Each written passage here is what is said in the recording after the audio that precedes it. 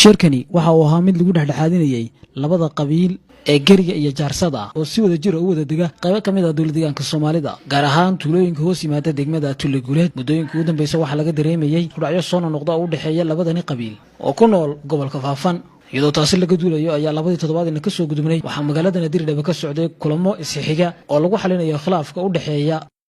shirkani waxa uu ahaa mid lagu dhexdhexaadinayay labada qabiil ee Gariga iyo Jaarsada oo si wada jir u wada dega qayb ka mid ah dawladdeegaanka Soomaalida gaar ahaan tuulooyinka hoos yimaada degmada Tuuleguleed muddooyinka ugu dambeysay waxa laga dareemayay kudhacyo soo noqda oo u dhaxeeya labadani qabiil oo ku nool gobolka Faafan iyadoo taasi laga duulayo ayaa labadii toddobaadna ka soo gudubnay waxa magaalada Nadiirdhaba ka socday kulamo isxiga oo lagu xalinayo khilaafka u dhaxeeya labadani qabiil iyadoo oo loo xalinayo si wada jir ah lana marayo wadada amaba xeerarka dhaqanka waxaana qayb libax ka qaatay isla markaasina soo diyaariyay barnaamijkan lagu xalinayo khilaafka u dhaxeeya Gariga iyo Jaarsada guddi uu hogaaminayo Ugaas Mustafa Maxamed Ibraahim oo ka kooban duqeyda beesha Ciise waxaana maanta la qabtay munaasabad ay si rasmi ah ugu shaacinayeen in ay gaadheen heshiis rasmi ah oo u dhaxeeya Gariga iyo Jaarso isla markaasina hadda wixii ka dambeeyay si nabadgelyo ah wada noolaani doonaan qaar ka mid ah duqeydii kala duwaneed ee ka soo qayb galay shirkan ayaa waxa ay aad u amaaneen kaalinta uu ka qaatay Ugaas Mustafa iyo waliba guddiga uu hogaaminayay ee ka kooban duqeyda beesha Ciise in heshiiskani la gaaro waxayna dhammaantood ballan qaadeen in halkaas ka sii xoojinay doonaan heshiiskani rasmiga ay ku dhawaaqeen suldaanada kala hogaamiya labadani qabiil barbaartiya gabdhahaba waxaan ugu ducaynaynaa anigoo ku hadlaya afka Gariga Jaarsaba waxaan ugu ducaynayaa ilaahay inuu xasanaadka ugu daro muraadkooga iyo muraadkay rabaan ilaahay inuu ku siiyo ayaan ugu ducaynaynaa ducadaas iyo salaanta kolkaan soo dhaafo aniga Garaad Cabdimaalig ahaan maanta waxay tahay maalin weyn maalin taariikh ay tahay dareenkayga ma koobi karo ma cabiri karo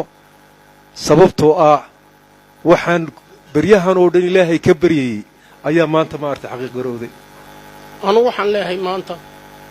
dadka islaamka ee halkan jooga ay ugaaska Ciise ugu horeeyo iyo garaadada iyo salaadiinta annaga noo duceeyaan leenahay ducadiinaas ilaahay noo aqbali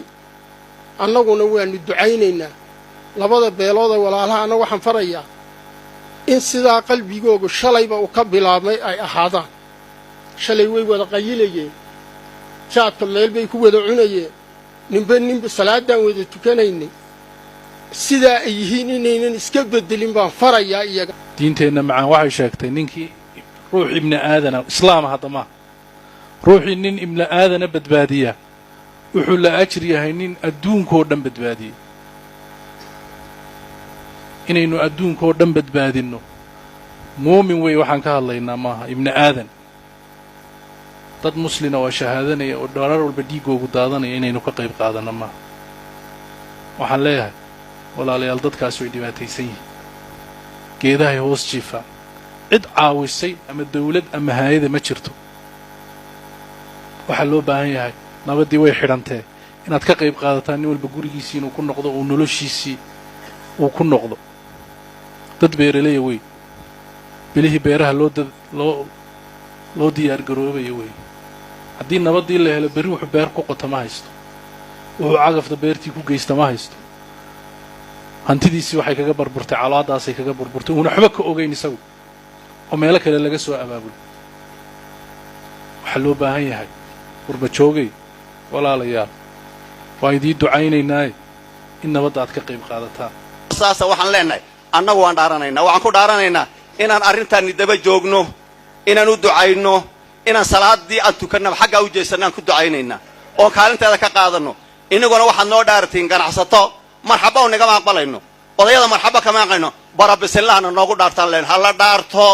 sidaa baan ku aaminaynaaye intaa baan ku daray wasalaamu calaykum waxa weyn shaahi biyihii gogashii dad aan daalayninba oo malaa'ig moodid ayaan ugu nimid halkan waa dad maxaan ku dhahaa anaan iloobayn intaanu noolahay aanaan iloobayn waxaan ugu dacaynaynaa wuxuu raggii ugu horreeyay ugu dacayo ilaahayn inuu aakhiriya adduunyadaba miisaankooda xasanaadkana ugu dara aakhiriya adduunyadaba liibaano waxaan hadalkayga ku soo gunaanadayaa waxaynu nahay dad islaam ah laa ilaaha ila allah muxammadun rasuulullah ku midaysan baan nahay waxaynu nahay dad jaar ah waxaynu nahay dad ma ehel ah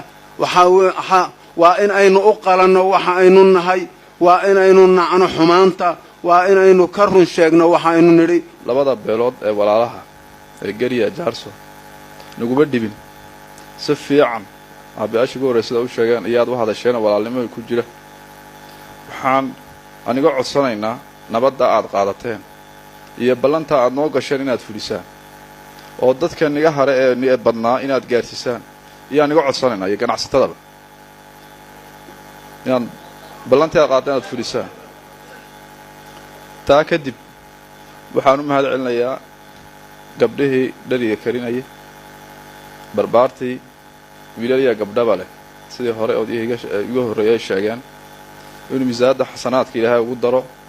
damraadka leedahay siiyana waan u mahad celinayaa ciidanka iyo gobolka intaba intii ka soo qayb qaadatay godasha quruxda badan inuu sidaa u dhaco waan u mahad celinayaa mahadnaq waxaan ahay oo ii haray ma jiro baaqna waxaan u jeedinayaa geriya jaarso meel walba joogtiin ama dibad joog ama keenta ku jir ragga furmaha jooga intiina waxaan ugu baaqayaa inaad nabadda aad qaadatiin aad fulisiin ee odyaha iyo garaadka ay suldaanku waxay nii qaadeen in aad ka dhabaysiin oo la qaadatiin baan iga codsanaya oo baaq nii soo jeedinaya inta kadib ducaan ku soo gabagabeynaya dua la yiraahdo dambideena Allah dhaafo dambidi waalidadeena Allah dhaafo ceebeena Allah asra godosha aan fadhino ilaahay kii lagu guuleysay Allah ka dhigo wixii aan ku tashanay ee la qaatay ilaahay mirihiisana tus mirihiisa ilaahay aan tuso dadka walaalaha ilaahay shaydaanka ka dhax shaqaysan ilaahay ka qabo ilaahay ka dhax saar sidii hore ilaahay waana ilaahay ku soo celi guud ahaan ummadda muslimka ilaahay mideeyo wixii dibada ilaahay ka qabto faatax gabagabadiina waxaa munaasabadani duco ku soo xiray ugaaska beesha Ciise ugaas Mustafa Maxamed Ibraahim